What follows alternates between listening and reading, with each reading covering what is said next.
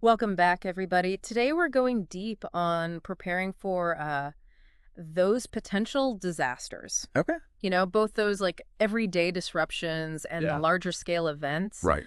that might make you think about like building a bunker or something. Mm-hmm. We'll be pulling from excerpts of a survival guide Okay. focused on suburban preparedness. Interesting. And I just want to reassure everybody the Yeah. goal is not to like totally freak you out. Right. Just to help you feel informed and prepared for anything, really. And what's really interesting about this guide is Yeah.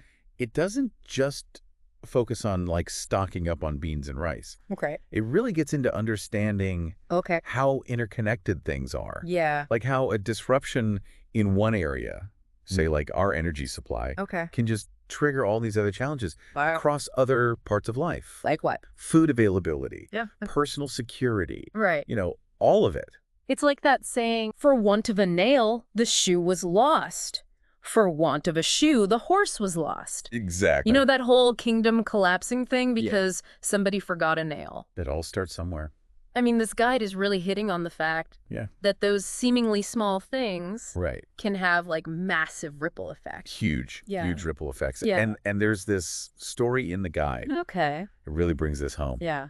It's about a guy Okay. who escaped from Hurricane Katrina, Wow. only to end up trapped in a refugee camp Oh, no. with his dogs, Oh, my gosh. facing even more danger and uncertainty. So, like, he got out Yeah, and then it got worse? it got worse. Wow. Yeah, we'll get into that later. Okay, But it all right. really makes you think that Yeah. even when you're in the clear, Mm-hmm. new challenges can just pop up Right. out of nowhere. Okay, so Yeah. let's start with those everyday disasters. Of what? The statistically more likely thing. I mean, we all worry about, Yeah. the end of the world as we know it. Right. But it's fires and floods Yeah. that are the real everyday disruptors that we need to be thinking about. Absolutely. And the guide makes this point Okay. about fires in particular, Yeah. happening in surprising ways. Really? Like, Okay. did you know that between 1999 and 2002, Uh-huh. over 60,000 house fires were caused by washers and dryers? Wow. More fires are actually caused by fireplaces Really? than space heaters. I would have thought it was the opposite. And most candle fires happen in the bedroom. Oh, wow. I never would have thought about Yeah, my dryer being a fire hazard. it's true. So Yeah. what can we do to prepare for this stuff? Okay. So yeah. give me some actionable advice because I'm starting to get a little anxious just thinking about it. Okay. The first step is awareness. Okay. Just stop and think about your home. Uh-huh. Where are the fire risks? Yeah. Where are the potential flood risks? Do you have working smoke detectors on each floor? Yeah. Where are your fire extinguishers? Okay. Could you get to higher ground quickly if flooding occurred? Okay. So it's all about taking stock of your surroundings Okay. and figuring out where the vulnerabilities are. Yeah, That makes it feel a lot less abstract it does. and more applicable to Right. my actual life. Exactly. And once you've identified those risks, Okay. you can start taking simple steps Okay. to mitigate them. Like what? Make sure you've got fire extinguishers, Mm-hmm. not just in the kitchen, Okay. but in bedrooms and on each floor. Got it. Check those smoke detectors regularly. Uh-huh. And seriously, consider flood insurance, Yeah. even if you don't live in a high-risk flood zone. Okay. You never know. That's all good advice. Yeah. I mean, it makes you realize Yeah. that being prepared doesn't have to be this big, overwhelming, complicated thing. Right. It's about taking those small steps Absolutely. that make a big difference. It all adds up. Yeah. And while preparing for those immediate threats, Uh-huh. everyday stuff is crucial. Yeah.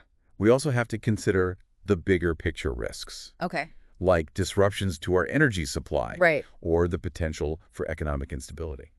So shift gears a little bit Okay. and talk about those bigger picture concerns. Okay. I mean, our guide paints a pretty stark picture of America's reliance on oil, It does. right? Yeah. Yeah. The U.S. consumes a staggering amount of the world's oil, Really? Like, how much are we talking? 25%. Wow. 25%, And we only make up, like, right? what, 5% of the global population? About 4.8% to be exact. Oh, wow. Okay. But here's the kicker. Okay.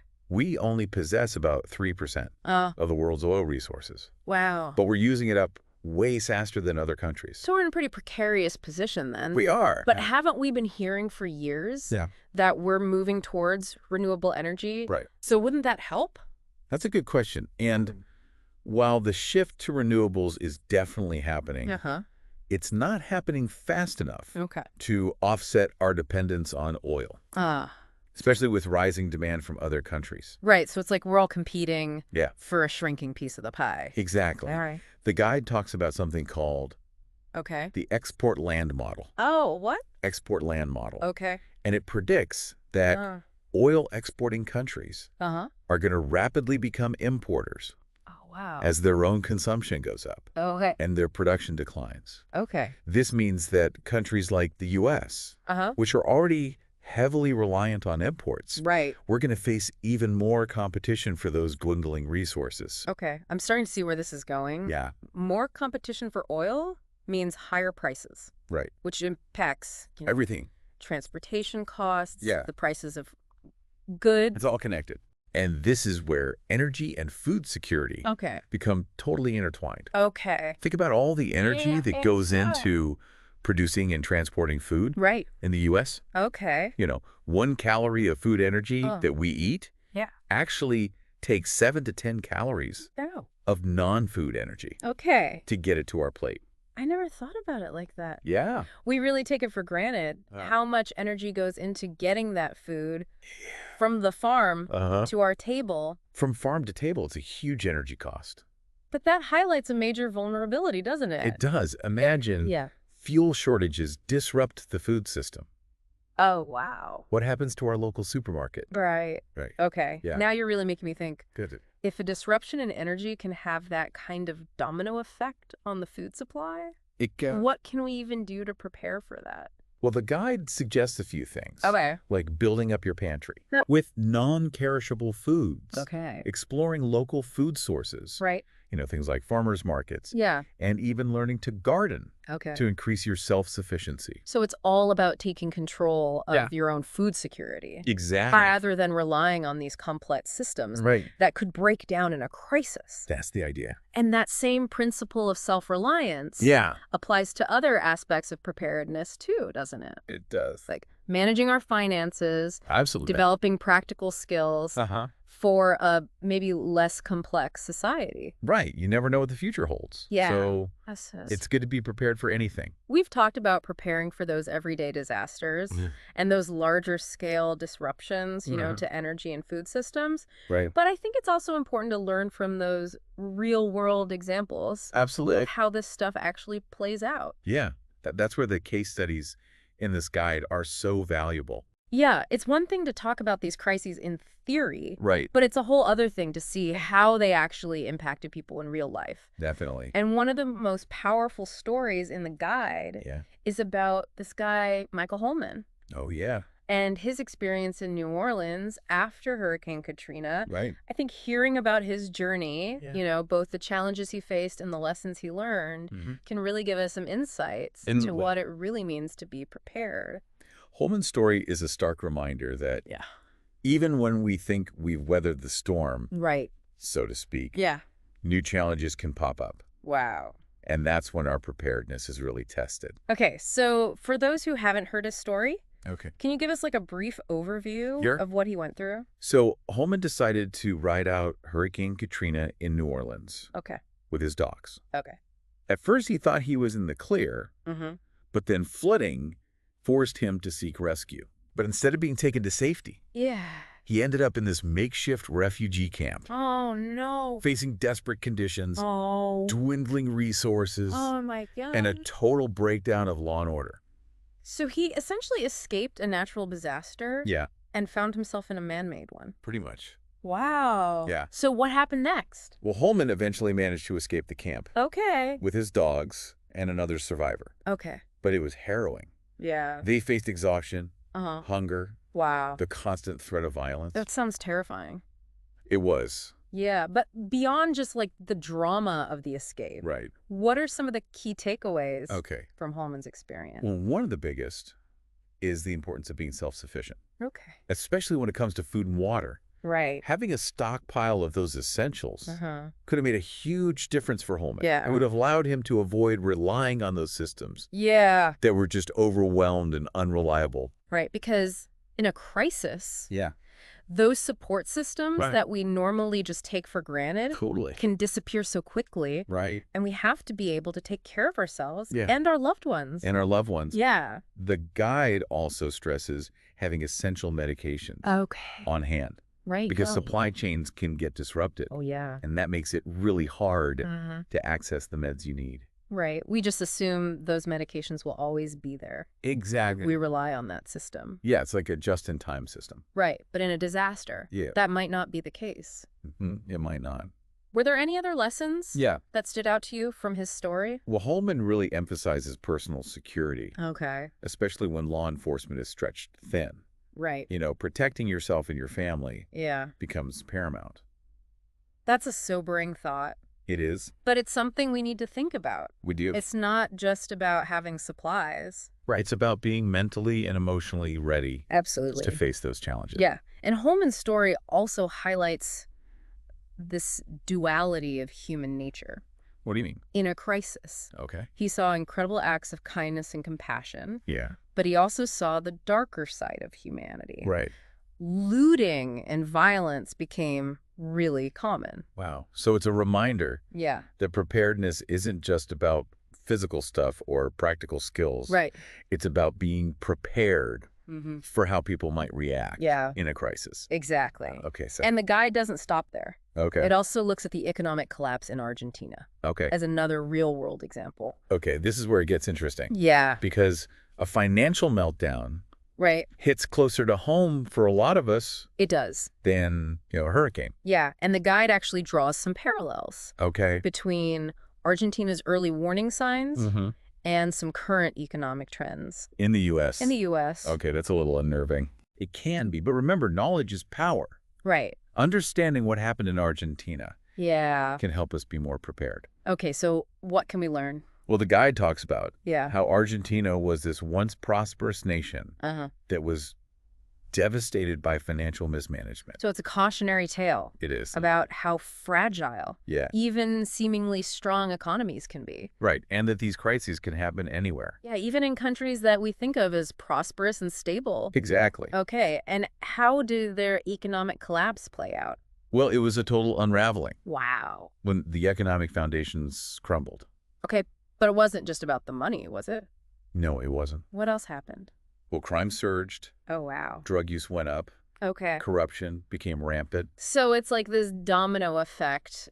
Yeah, One crisis triggers another. exactly. So it's not just about preparing for the financial crisis itself. Right. It's about being ready for those ripple effects Yeah. across society. Okay, so what did people do? Well, the guide talks about alternative ways of surviving Okay. when traditional systems break down.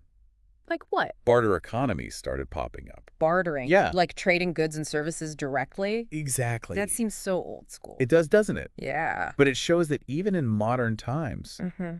those basic principles of exchange and community Right. become really essential. Yeah. And it makes me think, Yeah. what skills or resources do I have Yeah. that would be valuable in a barter system? Could you repair something? Yeah. Could you grow food? Maybe? Could you offer some specialized service?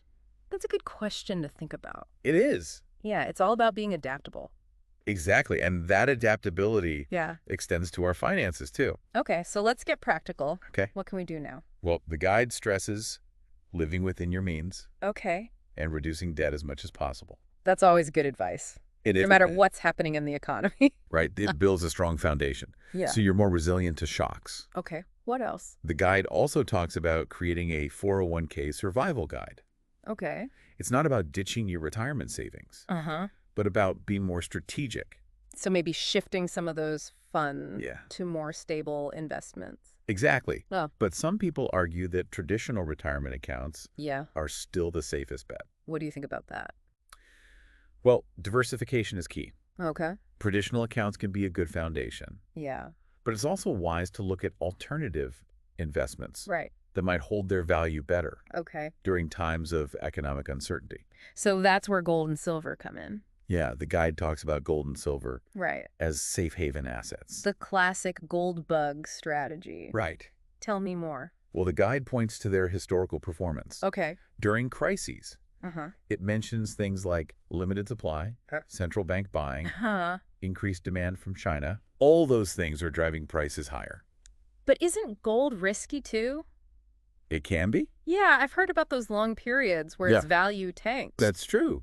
Gold did have a 20-year bear market Wow. not too long ago. Okay, so what's the advice there? Buy physical gold responsibly Okay. from reputable dealers. So no shady online gold deals. Exactly. Okay, but how do you even buy physical gold? Well, the guide offers some advice on that, too. Okay. It explains the different forms you can buy. Like what? Bullion Okay. coins, Yeah.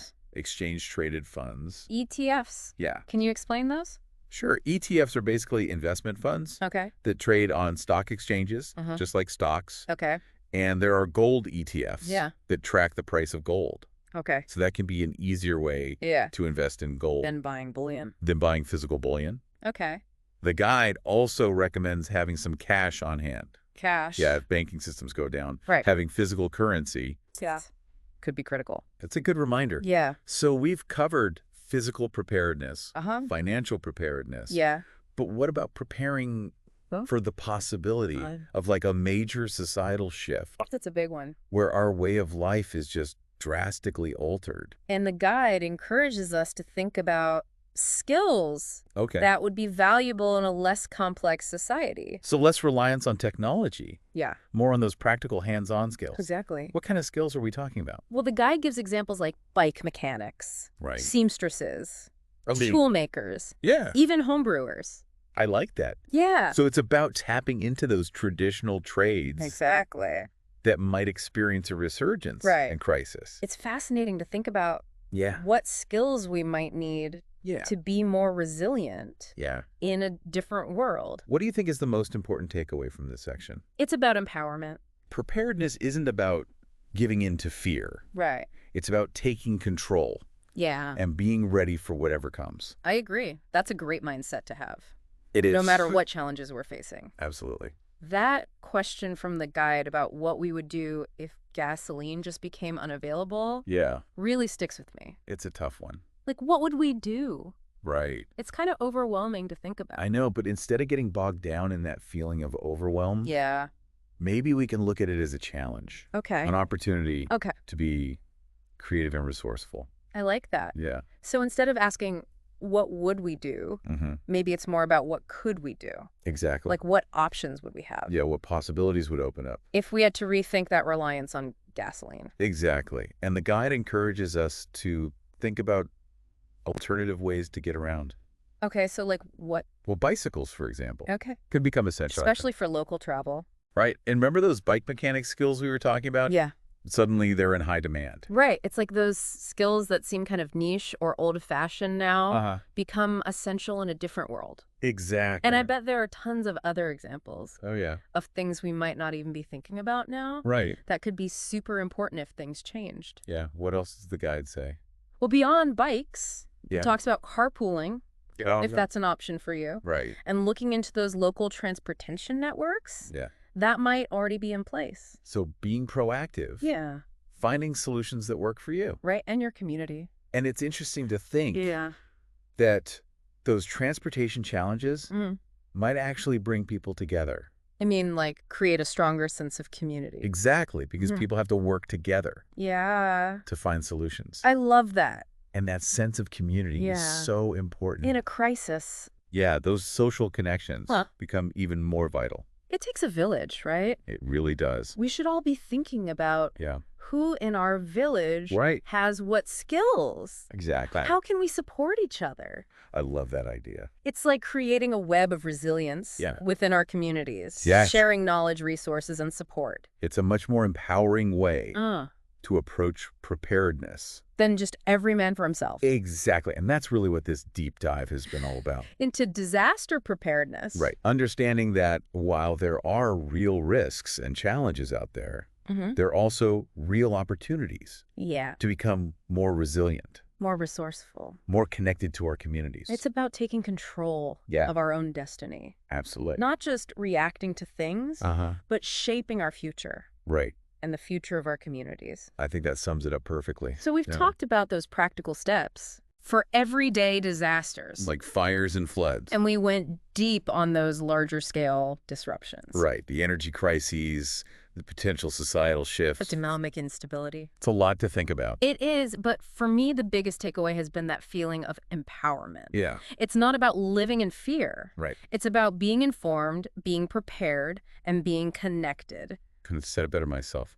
And for our listeners who want to explore these topics even more and get into the specifics of what the guide recommends, make sure to check out the show notes. We got links to everything. Plus some bonus stuff that we didn't have time for. So as we wrap up, we want to leave you with that question from the guide. Okay. What would you do if gasoline became unavailable? That's a good one. Think about it. Talk to your friends and family. Brainstorm solutions. And remember, being prepared is about peace of mind. Not fear. Exactly. Thanks for joining us on this deep dive. We'll see you next time. Stay safe, stay resilient, and until next time, keep learning. Keep exploring.